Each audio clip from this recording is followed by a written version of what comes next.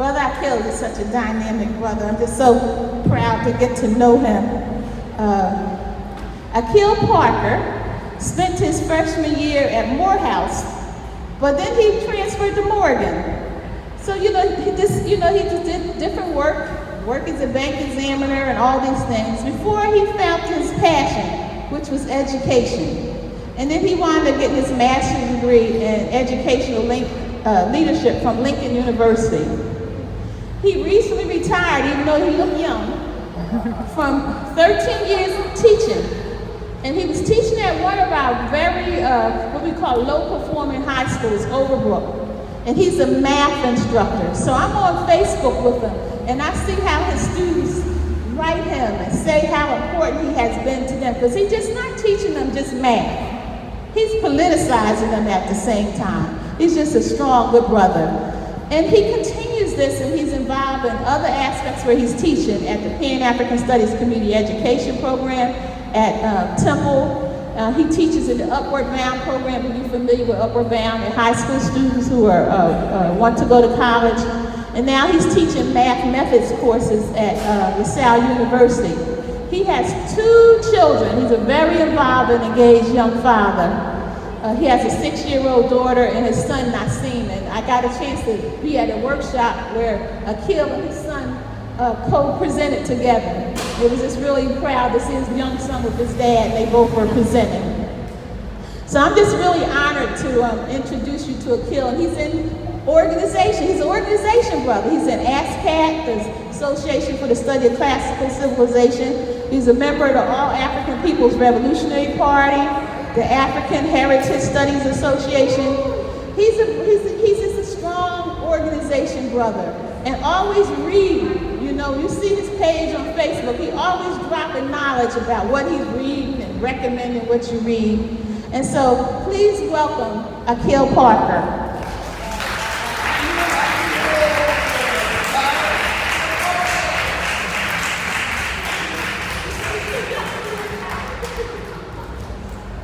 So may I have permission from the elders to continue?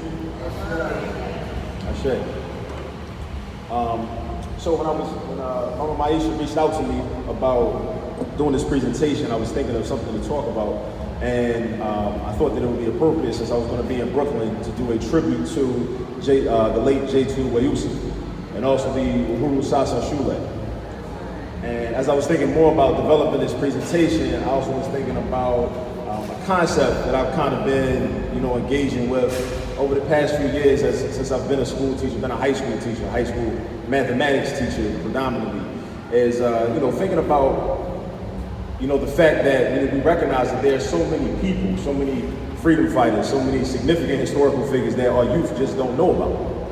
And for the most part, it's not really their fault, they just haven't been taught about these people. But I think it is much deeper than that. So I like to call this concept, I call it geographic exemplar displacement, because a lot of us, youth, even adults, we like to identify with people that are from our geographic region. So like if somebody, I grew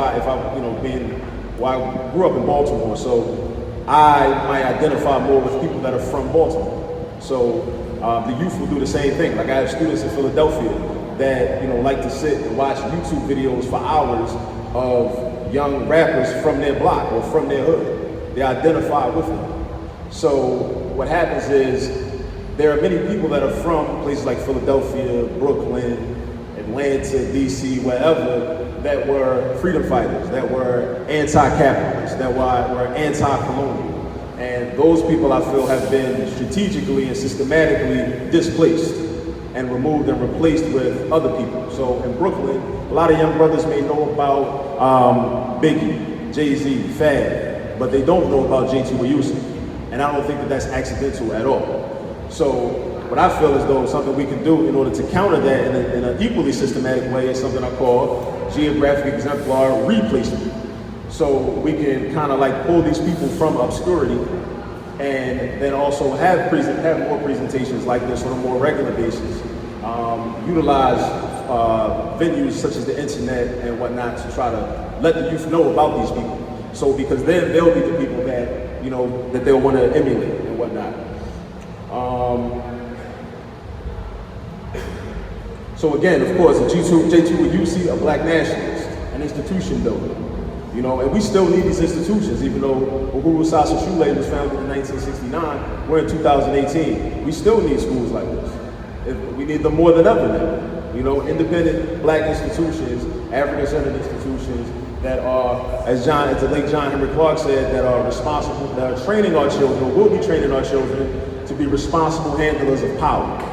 And not just people that are going to be able to go and get jobs working for the white man, working for the Asian man, working for the Arab man. That's not enough, right? And these institutions should be able to do that, have the goal of doing it.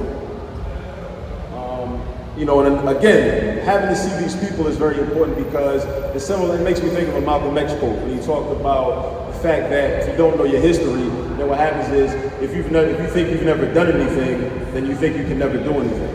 So some of us know or have this idea that we need to build independent institutions, but if we haven't learned about people and read about people and studied about people that have actually done this thing, then we'll think that it's a fantasy. We'll think that it's just a pipe dream. We'll think that it can't really happen. And you know, I didn't even learn about J2 and other people that founded independent black institutions, schools mainly, until more recently. I was reading a book called We Are an African People by Russell Rickford, which was published in 2016, very recently.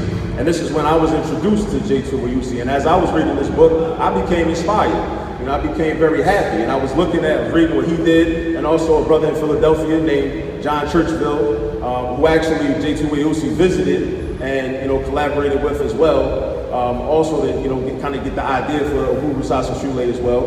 And I just became inspired because, you know, I've been thinking for a while that this is what we need. We need more independent institutions. You know, the public schools, as J2 realized, public schools are not working for us. They're working for somebody, working very well for some people. I think they're actually not failing schools at all. But it all depends on whose orientation or whose perspective you're looking at it from. You know, just like on a seesaw. Like on a seesaw, if one person is up, the other person is down. So these schools work perfectly. They are achieving their intended outcome, right? So, you know, in order to maintain white supremacy, of course, that's the correspond to black inferiority. So the schools work perfectly, right? So, but a lot of us, we haven't seen these exemplars, as I say. You know, so we think that, you know, the public school system is the only game in town. We think that the charter school system is the only game in town. But, you know, I've actually wrote a paper years ago about the fact that I liken the public school system to the colonial structure, and I look at the charter school system as more of a neo-colonial structure. It's really not a solution. You know, it's more of a concession where we're still not in full control of the curriculum. We're not in control of the finances. So we need to just be definitely thinking independent in 2018. All right, so let me get into this. So as I mentioned, you know, I was inspired by reading this book because it laid out some tangible examples. People in California that started independent institutions, people in New York City that started independent institutions, people in Baltimore, like the Soul School in Baltimore, you know, people down south. I mean, even Malcolm X Liberation University, which was a college. It only lasted for 4 years, but it was an actual college, which started in Durham, North Carolina, before relocating to Greensboro, North Carolina, where North Carolina A&T also is, and where Bennett College also is.